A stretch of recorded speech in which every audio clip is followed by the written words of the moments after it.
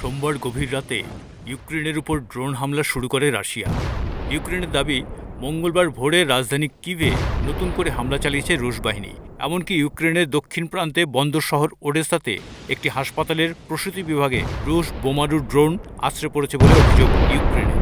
অন্যদিকে রাশিয়ারও দাবি, মঙ্গলবার রাত থেকে তাদের উপর ড্রোন হামলা শুরু করেছে ইউক্রেন। রাশিয়ার দাবি, 2 ঘন্টার মধ্যে ইউক্রেনের 76টি ড্রোন ধ্বংস করেছে তারা। ইউক্রেনের ড্রোন হামলার ভয়ে সাময়িকভাবে মস্কোর সব বিমানবন্দর বন্ধ করে দিয়েছে রাশিয়া। রাশিয়ার রাজধানী মস্কোয় 4টি প্রধান বিমানবন্দর রয়েছে।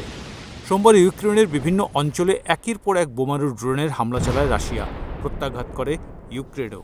ভোরের দিকে পাল্টা হামলা চালিয়েছে রুশ বাহিনী। এমনকি হাসপাতালেও ড্রোন হামলা চালানো হয়েছে বলে অভিযোগ।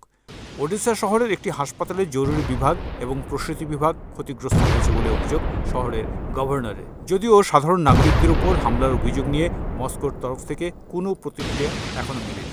বস্তুত সোমবারই ইউক্রেনের উপর প্রায় 500টি ড্রোন হামলা চালিয়েছিল রুশ বাহিনী। ইউক্রেনের দাবি, গত 3 বছর ধরে চলে আসা যুদ্ধে এটি একদিনে রাশিয়ার সবচেয়ে বড় ড্রোন হামলা। ওই হামলার পর থেকে রাশিয়াও ধারাবাহিকভাবে ইউক্রেনের উপর হামলা চালিয়ে যাচ্ছে।